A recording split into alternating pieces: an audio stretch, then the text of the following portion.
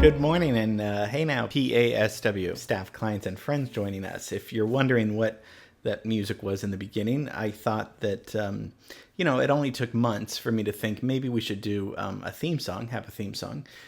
Since we're doing such good work, and I'm proud of the work we're doing, I thought that, and in celebration of our 75th class together.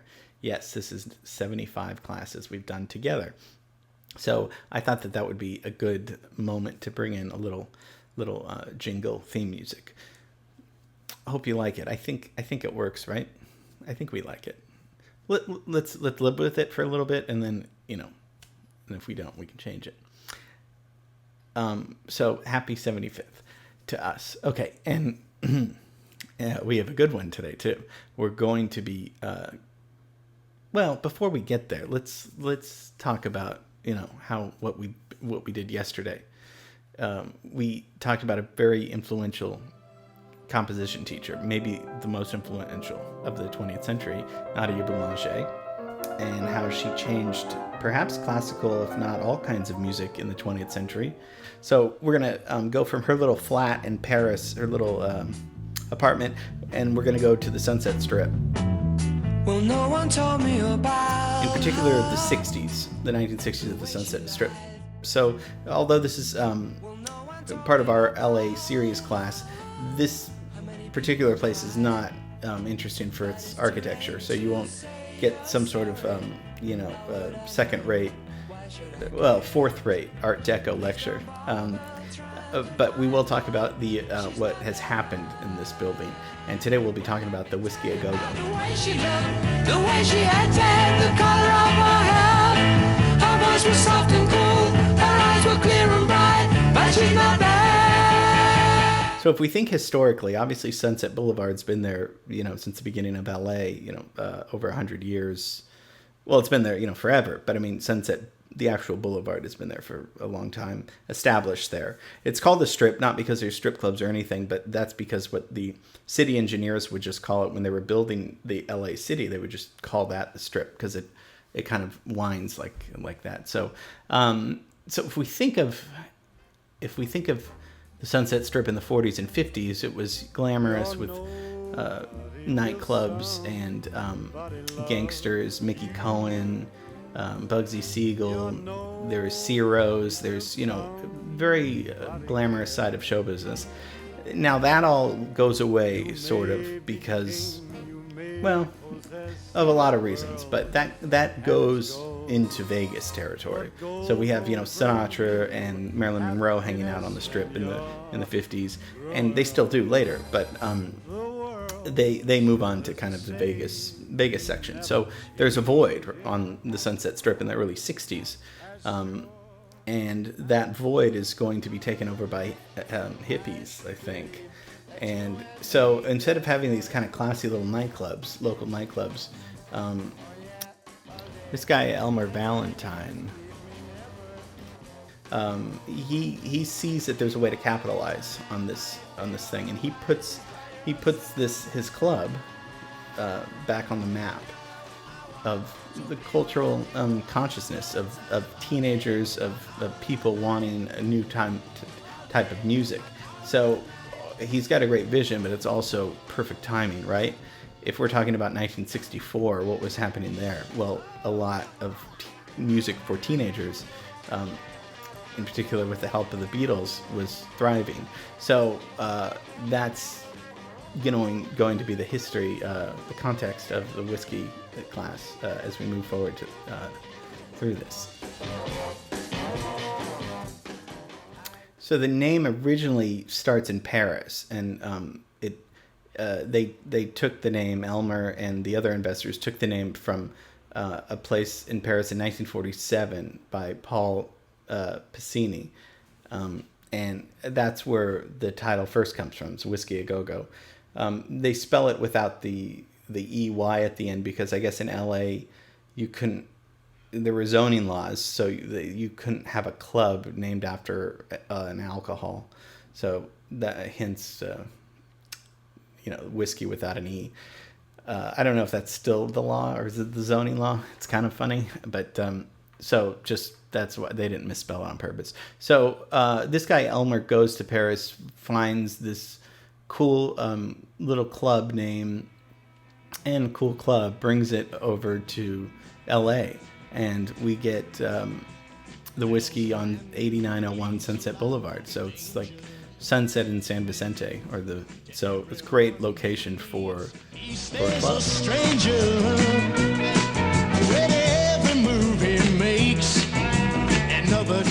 So he opens the club January 16, 1964 with a very famous artist and songwriter, Johnny Rivers. Secret agent man, secret agent man. Johnny Rivers played 3 sets a night at the club, starting off. But between the shows, the audience would dance to records, and they would play records played by a DJ. So the original DJ was this young woman in a miniskirt who danced as she spun records from this glass booth above the floor to make more room for the dancers. And this gave the birth of the Go-Go Girl.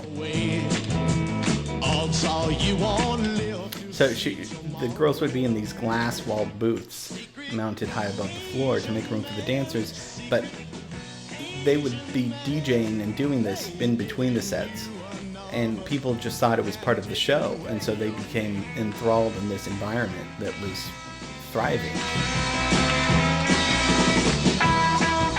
And it was a big hit. I mean, Cary Grant, Johnny Carson, the Beatles, they would hold court in these red booths, and Rita Hayworth, Lana Turner, Steve McQueen, they'd all come down here specifically in the early 60s to hear Johnny Rivers perform, and then a little band called The Doors became the house band there.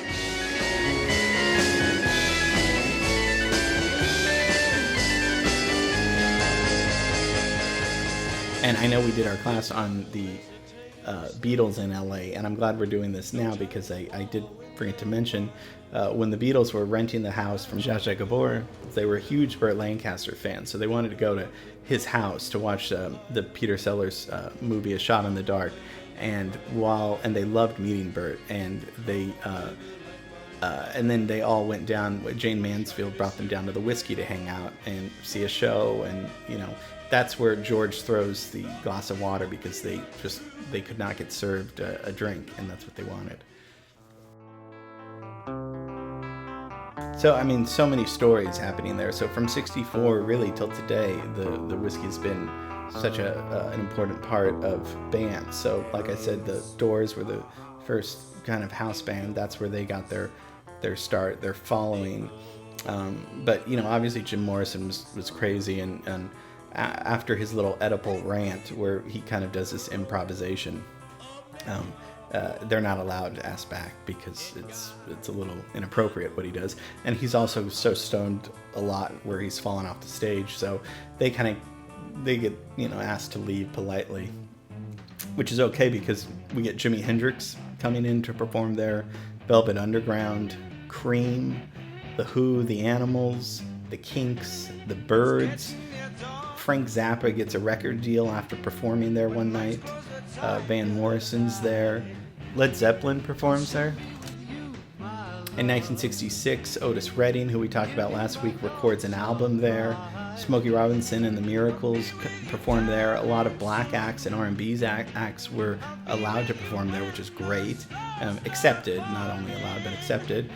Martha and the Vandellas, the Four Tops, the Temptations. I like the Temptations more than the Four Tops, but I don't know, they're both pretty good.